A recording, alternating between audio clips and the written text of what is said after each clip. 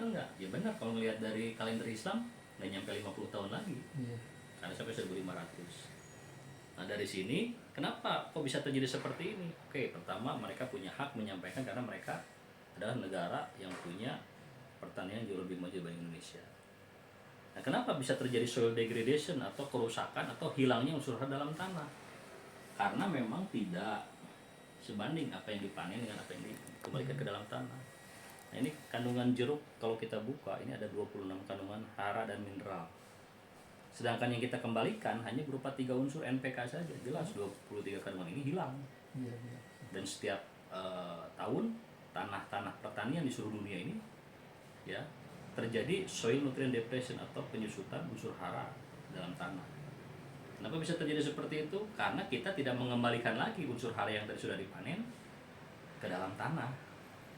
Nah, maka di sini dibutuhkanlah kita harus kembali ke dalam natural fertilizer concept. Di dalam Al-Quran yang namanya gunung itu kan sebagai pasak, sebagai tiang untuk menahan guncangan bumi supaya tidak mudah gempa. Nah, di dalam gunung itu ada yang namanya hutan. Nah, pertanyaannya hutan siapa yang pernah mupuk? Ya, di sini hutan ini tidak ada yang pernah mupuk, tapi bisa menghasilkan oksigen yang begitu besar, banyak.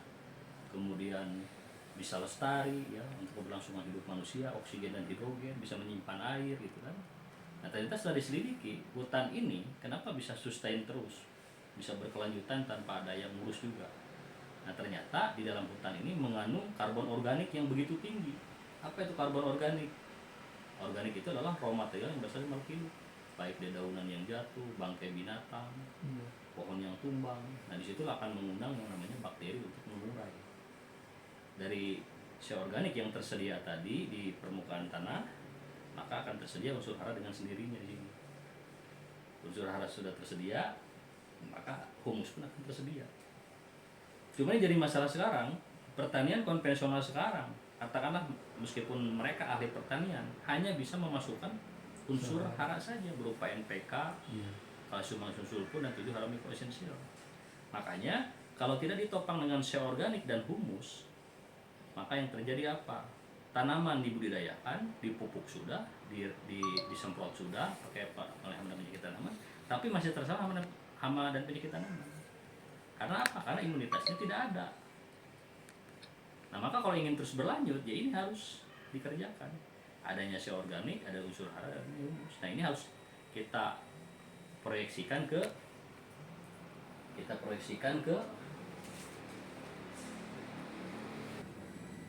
Nah sekarang petani ada teriak-teriak sudah biaya produksinya mahal, kemudian apalagi sudah biaya produksinya mahal, kemudian pupuk dan pestisida mahal. Tapi kenapa mesti serang hama dan penyakit? Karena tanaman tidak punya imunitas.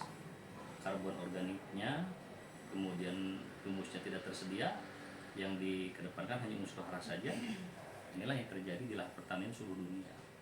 Ini konsepnya. Begitu pula di lahan itu tadi, lahan pisang.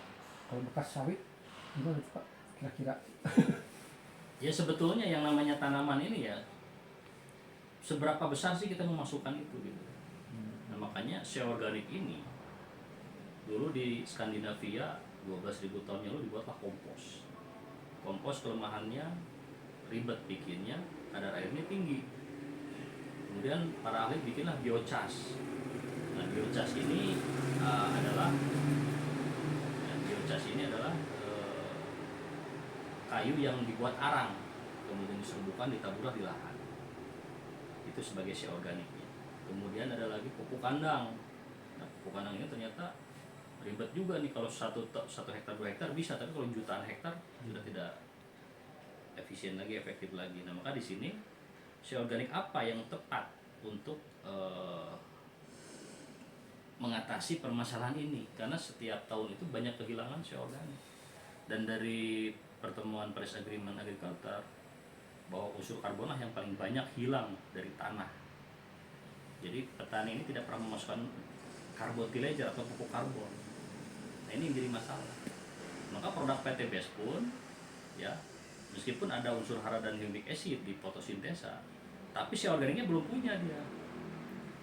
Nah makanya saya sedang ngelobi ini, si organik ini harus masuk ke PTBS. Iya. Nah berupa apa yang paling murah dan paling ini? Dari batu bara. Nah jadi dari batu bara ini, batu bara itu adalah gambut yang terkurung. Iya.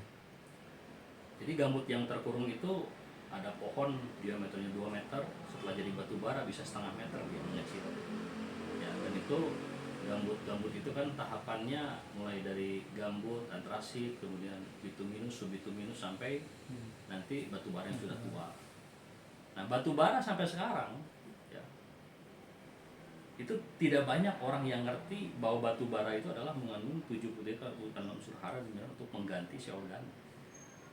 Nah, itu hanya bisa dibuka oleh dosen saya. Beliau sudah dapat patennya dari Amerika, meneliti tahun 2009, 2016 baru dapat paten dari Amerika. 2019 baru geger dunia sudah meneliti batu bara. Karena batu bara ini mau ditumbuk bagaimanapun juga, ditabur di sekitar perakaran tidak akan diserap. Karena ikatannya masih kuat dia. Nah itu bisa menjadi pupuk, harus dipanaskan dulu. Setelah dipanaskan baru diturunkan suhunya. Iya.